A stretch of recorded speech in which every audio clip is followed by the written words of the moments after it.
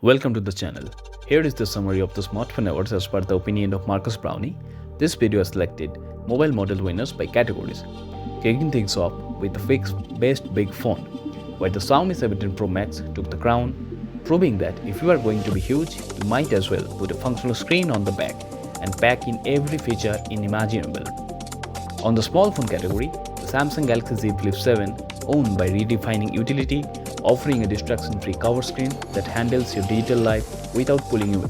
When it comes to photography, the Oppo Find X9 Pro, the latest phone chosen the Best Camera Award, it didn't just rely on specs, including two 50-megapixel sensors and a 200-megapixel telephoto lens. It delivered a versatile, confident shooting experience that even included a crazy attachable lens.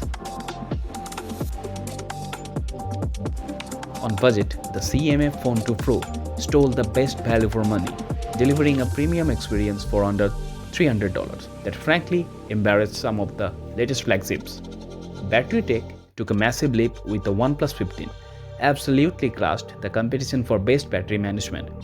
The 7300 mAh battery proves that silicon carbon tech is the future by delivering 3 days of carefree usage.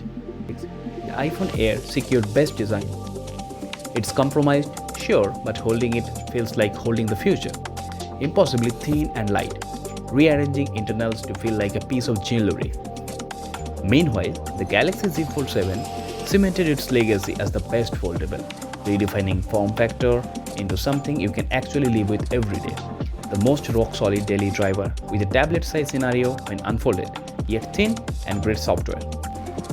According to Marques, the most improved award goes to the iPhone 17, which finally brought pro-level features to the masses.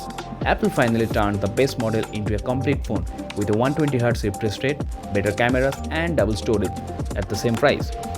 A swing and a miss that removed too many features, such as cameras, colors, modern Wi-Fi, while keeping a high price tag. The iPhone 16e took home the Bust of the Year award for stripping away too much for too much money. But ultimately, the night belonged to the one device.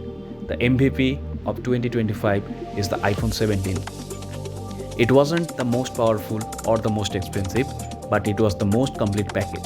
It represents the story of year, a base model that finally leveled up to every category, making it is the easiest recommendation for most of the people, the phone that finally gave users everything they had been asking for, making it undeniable winner of the year. Thanks for watching. Like, share